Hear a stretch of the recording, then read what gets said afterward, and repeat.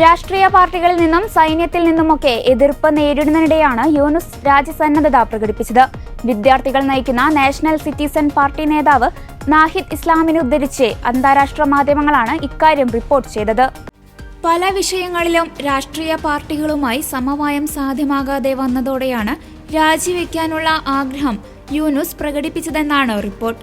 രാഷ്ട്രീയ പാർട്ടികൾ പൂർണ്ണ പിന്തുണ നൽകിയില്ലെങ്കിൽ രാജിവെക്കുമെന്ന് തന്റെ മന്ത്രിസഭാംഗങ്ങളോട് യൂനുസ് പറഞ്ഞതായുള്ള വാർത്തകൾ പുറത്തുവന്നിരുന്നു.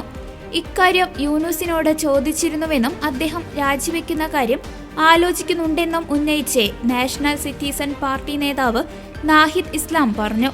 നിലവിലെ സാഹചര്യത്തിൽ പ്രവർത്തിക്കാൻ അദ്ദേഹത്തിന് താൽപര്യമില്ലെന്നാണ് നാഹിദ് ഇസ്ലാം പറഞ്ഞത്. അദ്ദേഹത്തിന് സ്വന്തം ജോലി ചെയ്യാൻ സാധിക്കുന്നില്ലെങ്കിൽ ഇവിടെ നിൽക്കുന്നതിൽ അർത്ഥമില്ല.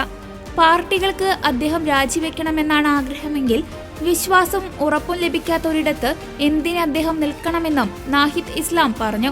കഴിഞ്ഞ ദിവസമാണ് രാജ്യത്തെ പ്രധാന രാഷ്ട്രീയ പാർട്ടിയായ ബംഗ്ലാദേശ് നാഷണലിസ്റ്റ് പാർട്ടി യൂനുസിനെതിരെ ധാക്കയിൽ വലിയ പ്രതിഷേധം സംഘടിപ്പിച്ചത്.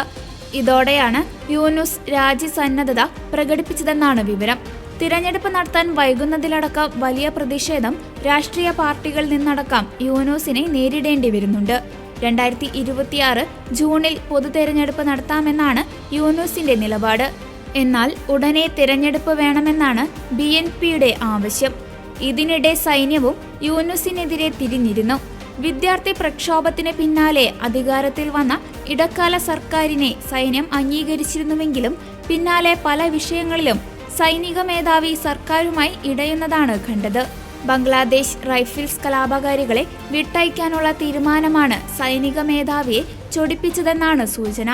2009 ഫെബ്രുവരിയിൽ നടന്ന കലാപത്തിൽ 57 സൈനിക ഉദ്യോഗസ്ഥരെയും മറ്റ് 16 പേരെയും വധിച്ച സംഭവത്തിൽ 300ഓളം കലാപകാരികളെ ശിക്ഷിച്ചിരുന്നു. ഇവരെ ഈ വർഷം വെറുതെ വിട്ടിരുന്നു. യൂനുസ് ഭരണകൂടവുമായി അടുത്ത ബന്ധമുള്ള ഹിസ്ബുത് തഹ്രീർ പോലുള്ള ഇസ്ലാമിക സംഘടനകളാണ് മോചനത്തിനായി വാദിച്ചത്. ഈ നീക്കം വഞ്ചനയായാണ് സൈന്യം കാണുന്നത്. നിലവിൽ യൂനസ് സർക്കാരിന്റെ സൈനിക ഉപദേഷ്ടാവായ ലഫ്റ്റനന്റ് ജനറൽ കമറുൽ ഹസൻ അടുത്ത സൈനിക മേധാവിയാകാൻ US-ന്റെ സഹായം തേടിയതായുള്ള റിപ്പോർട്ടുകൾ വന്നിരുന്നു. സൈന്യത്തിനുള്ളിൽ അട്ടിമറി നടക്കാനുള്ള സാധ്യത ഇന്ത്യ രഹസ്യമായി അറിയിച്ചതിനെ തുടർന്ന് സൈനിക മേധാവി ഈ നീക്കം പൊളിച്ചിരുന്നു. മെയ് 11 സൈനിക മേധാവി കമറുൽ ഹസനെ പിരിച്ചുവിടാൻ ശ്രമിച്ചിരുന്നെങ്കിലും മുഹമ്മദ് യൂനുസ് ഉത്തരവ് തടഞ്ഞതും സർക്കാരുമായുള്ള സൈന്യത്തിന്റെ ഭിന്നത ഇരട്ടിപ്പിച്ചു.